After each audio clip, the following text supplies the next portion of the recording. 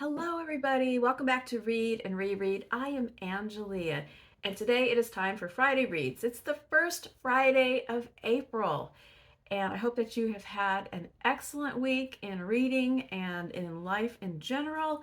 And I have a lot of things to talk about this week. There's a lot of books in my pile, so hopefully this video will not be 100 miles long.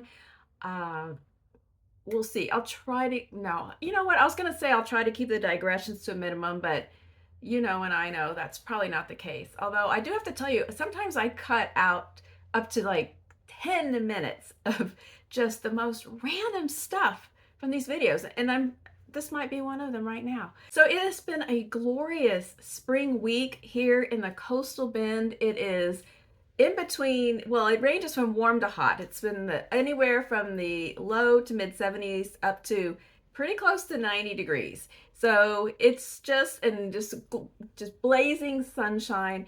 Now it's supposed to be cloudy on Monday when we have the total eclipse, so we'll see how that goes. But my eclipse plan anyway is just to go outside and then look around at the ground and things like that, because I don't trust those mass-produced cardboard eclipse glasses. I'm sorry, I know I sound like a weird conspiracy theorist on Facebook or something, but I don't know. I swear that they just found some old boxes of movie theater 3D glasses and just, sprayed some black stuff on them. But I'm just skeptical that all of these mountains of glasses that people are selling out of their trucks in parking lots are actually safe. So I will enjoy the eclipse without actually looking directly at it. I will look at pictures of the eclipse. It's really cooler down, like on the ground, like when it gets dark and the funky shadows and the birds stop chirping. That's all pretty weird. So if you're in the eclipse path, let me know what your plans are. All right, let's talk about TV shows. So this week we're still watching Schitt's Creek and Curb Your Enthusiasm. One show is full of absurd and inappropriate scenarios, and the other one is a sweet, feel-good comedy with wonderful relationships. They really they balance each other out so well. And we also watched The Three-Body Problem. I think we had just started it last week, and my report is it starts really strong and then it kind of fizzled out. Now, I don't say it fizzled out to the extent where you shouldn't watch it. It just didn't finish as strong as it started. It's visually dazzling, and all when they're setting up the scenarios and they're in two time periods, it's so intriguing. And then once you sort of understand what's happening, it kind of settles into just a little bit of a tropey science fiction groove where you can kind of guess what certain things are going to happen.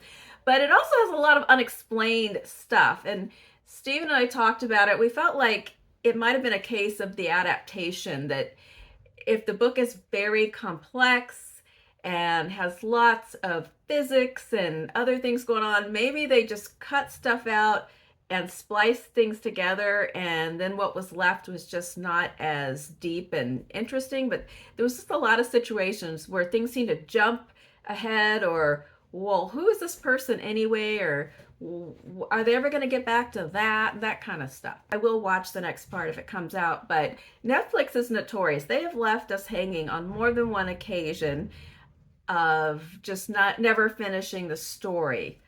The OA comes to mind. So we will see. Hopefully the story will continue. Let's get right into the books, because there is a lot. And the first one, of course, is the one that I was still reading last week, and that is James by Percival Everett. Now, I'm going to be very careful in my remarks about this amazing book. I'm going to tell you that straight up from the top. I loved this book, and it'll be in my top 10, top 5, top, tippity top. There's a lot of year left to go, but there's no way this is not up at the top. But I'm going to be very careful, because this is the book of the moment. A lot of people are reading and discussing it, and a lot of people are talking about whether or not they should read or reread The Adventures of Huckleberry Finn. And there are certain things that I could say about the events in this book that would also be spoilers to Huckleberry Finn. And people are spoiling right and left when talking about this book. Now, I'm not really talking about BookTube. I think people have been very thoughtful in their reviews that I have seen so far, but the professional published reviews are just rampantly full of spoilers. I will tell you, the blurb is safe. You can read the blurb inside, but the published reviews, proceed with caution, because first of all, they all assume that everybody has read The Adventures of Huckleberry Finn. So they freely discuss certain plot points that happen in that book and whether or not they're in this book or how they come out differently. So beware. And I understand that somebody writing a review wants to include some specific details and examples from a book in the review, and in order to give an indication of the power of the book. But by doing so, they reduce the power of the book for the reader, and they do a disservice to the reader and to the author as well, who has planned out the pacing and sequence and when certain things should happen or certain things should be revealed. And so they're robbing the book of its power in their own attempt to explain the power. So that is the end of my soapbox about reviews in general, and especially this book. So, but let's carry on. So I can tell you that this book is a type of a retelling of Huckleberry Finn from the perspective of Jim, or James, as he actually begins to think of himself in this book. That is true. But more than a retelling, it's a companion. It's kind of a corrective addition to Huckleberry Finn. And one of those reviews that I read said they should just go ahead and bundle this together with Huck Finn, and that actually is not such a bad idea. So you have to consider that in Huckleberry Finn, he's a kid. The narrator is a kid, and the main purpose of the story is that he is starting to come of age and realize that he has to make his own assessment and choices about the world around him, and that what people tell you or the way things have always been done or what people present as right and wrong may not necessarily be true. And he forms this close relationship with Jim while they are traveling down the Mississippi River on a raft, and he understands Jim's humanity and all these great things. And so the question is, do you have to read Huckleberry Finn first? And the answer is no, you never have to do anything. But I just know that for myself, I got to put this down for now. For myself, my background as an American person with that story ingrained in my knowledge really does enhance my appreciation of James. And I have read The Adventures of Huckleberry Finn 4 or 5 times, starting from high school, college, some other time like in a book club. I read it again when my daughter read it in high school, and then I read it again this year when my band book club was discussing it, and also to prepare for this. So I can't really speak to what it's like to read this book without a firm knowledge, and Huckleberry Finn kind of resides in my mind. So I don't know. I can't really answer that question, but I can just tell you that this book is absolutely fantastic. If you think about, I was saying, Huck Finn is a kid. Jim is a man. He's an adult man. He sees the world. He's not trying to make sense of it or figure out what's going on or what he really thinks about things. He is firm in his mind.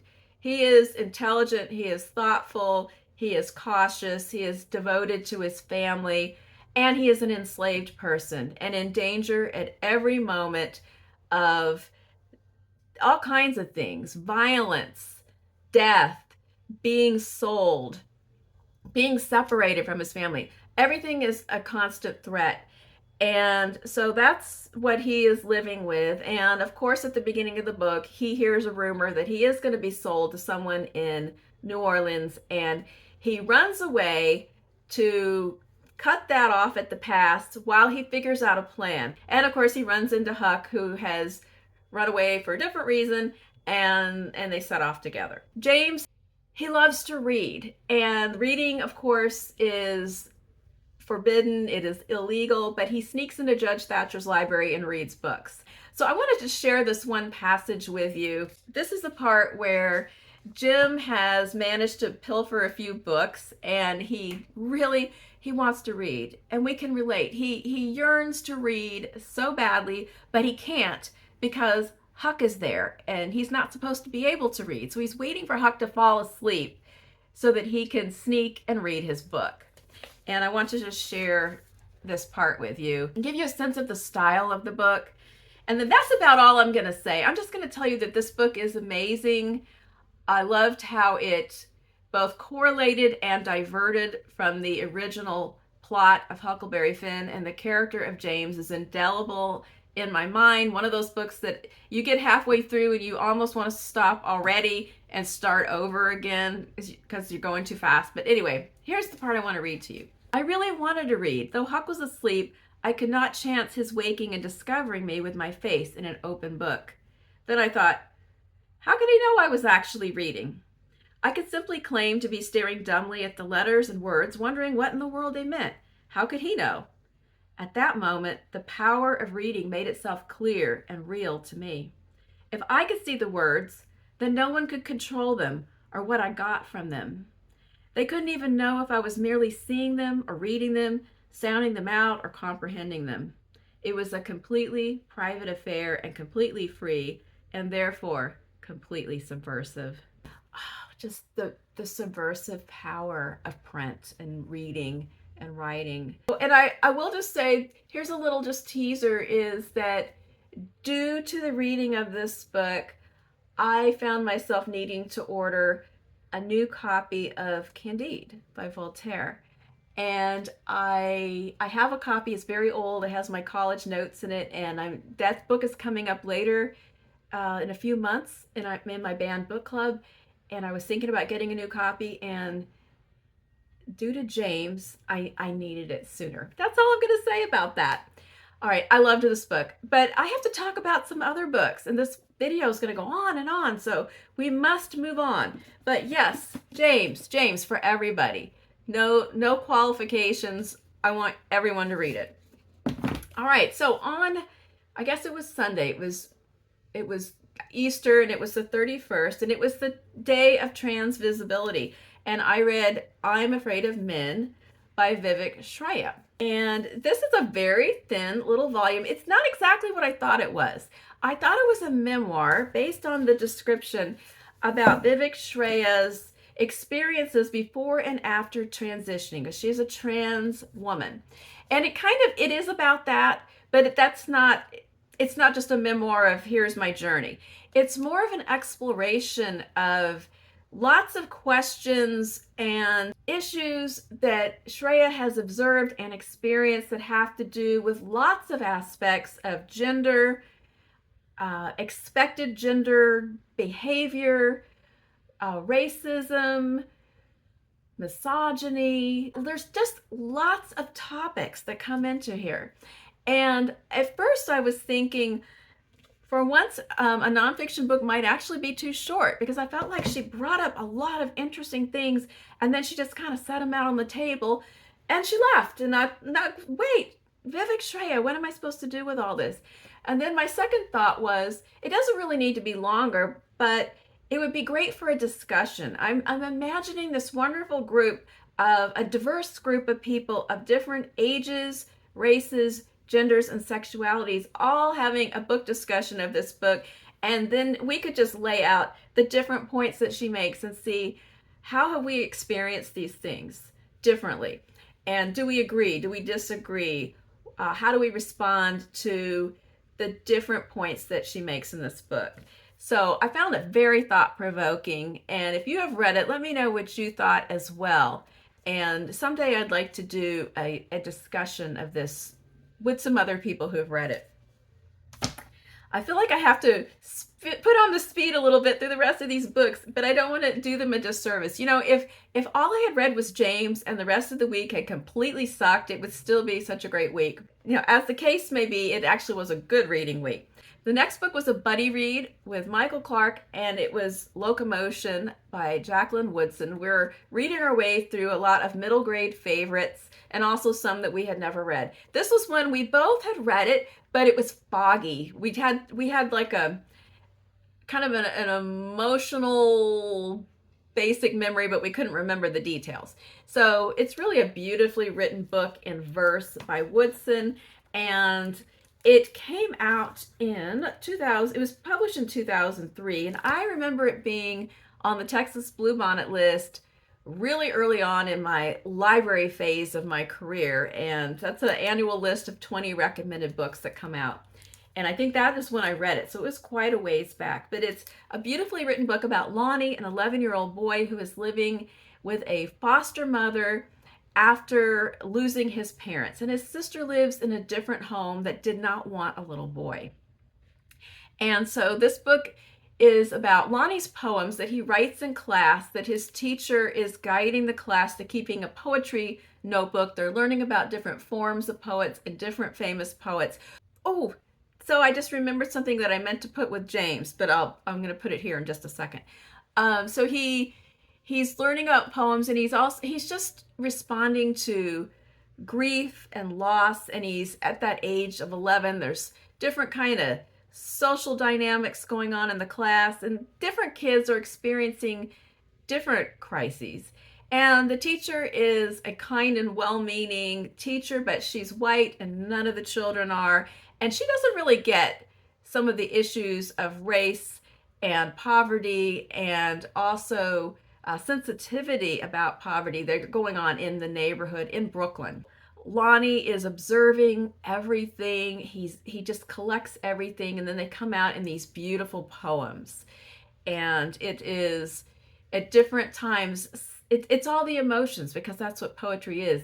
At different times he's sad, happy, angry, and ultimately hopeful. So I really loved it. And in the book, he becomes familiar with Langston Hughes through class, but he also remembers a poem that his father used to share, which is Langston Hughes' poem about the friend. And I forget the actual name of this poem. It's that very short poem. I'll put it up here.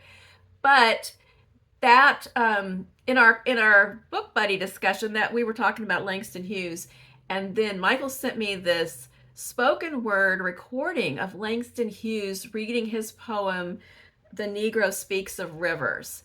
And because it fit in with what we were talking about, and he knew that I had been reading James. And I meant to bring this up in the James discussion, and I'm going to put it in the notes. But it is so, it's really great to hear Langston Hughes' actual words. He talks briefly about this poem, and then he reads the poem. And we were talking about, wouldn't it have been amazing if Langston Hughes could have read the book James?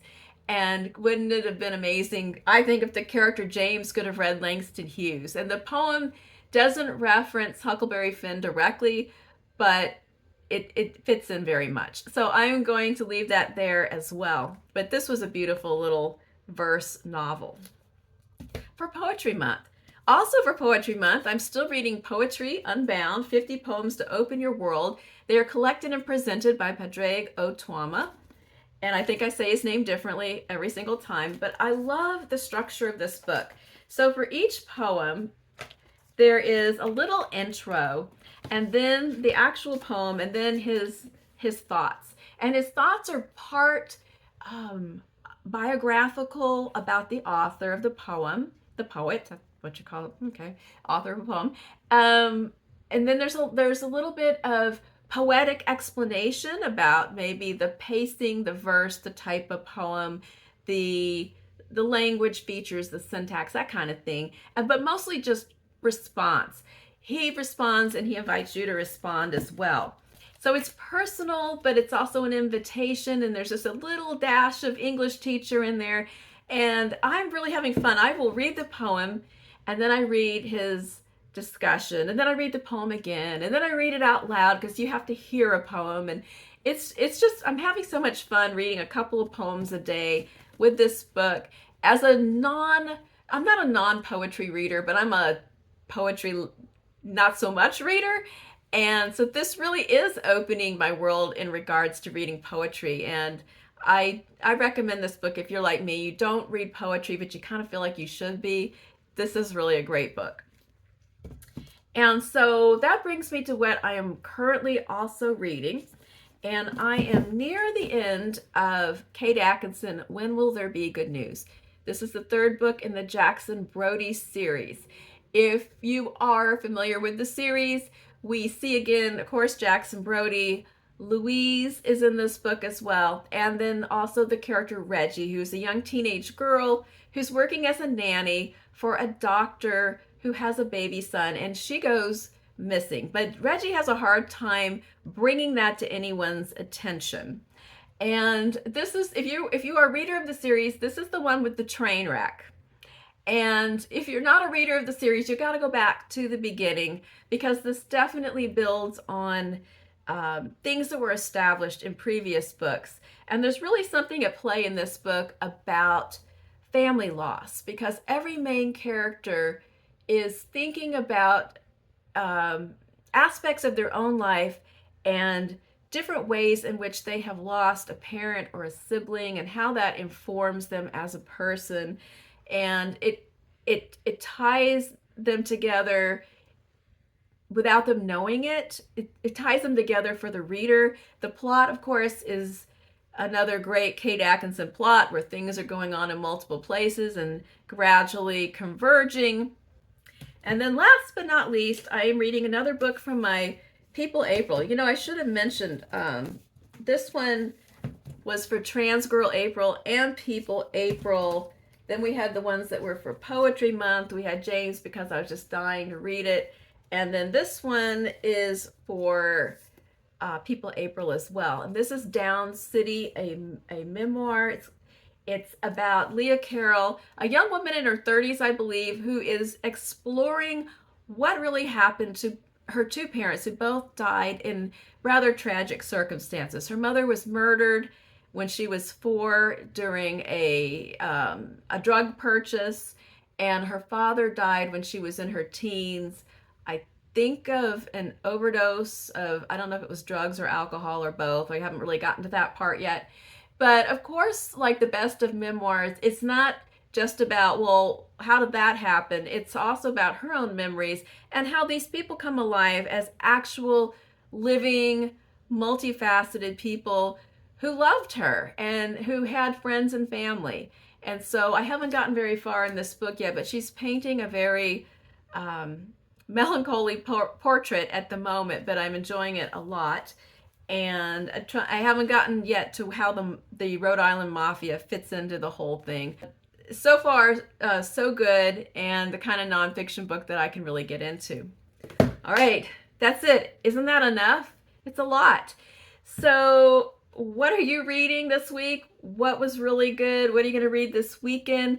I am looking forward. Coming up next weekend is the San Antonio Book Festival. I'm going to put their website below if you just want to take a look and see all the authors that are going to be at this book festival. And I may or may not, I'll definitely take some pictures. I don't know if I'm going to try to shoot things because that's kind of awkward when you're in public and there's lots of people, but I'll put something, and I'll definitely have a report. And in this upcoming week, I'm going to be making my Q&A video this weekend, and I'm going to do one of my pile of tags that keeps replenishing. I get one done and then another one comes. So I'm going to do a tag and a Q&A video, and probably shoot Friday Reads early. So it'll be a busy video week. And so I hope you have a great week ahead. Send me some comments and have a great day. Bye-bye.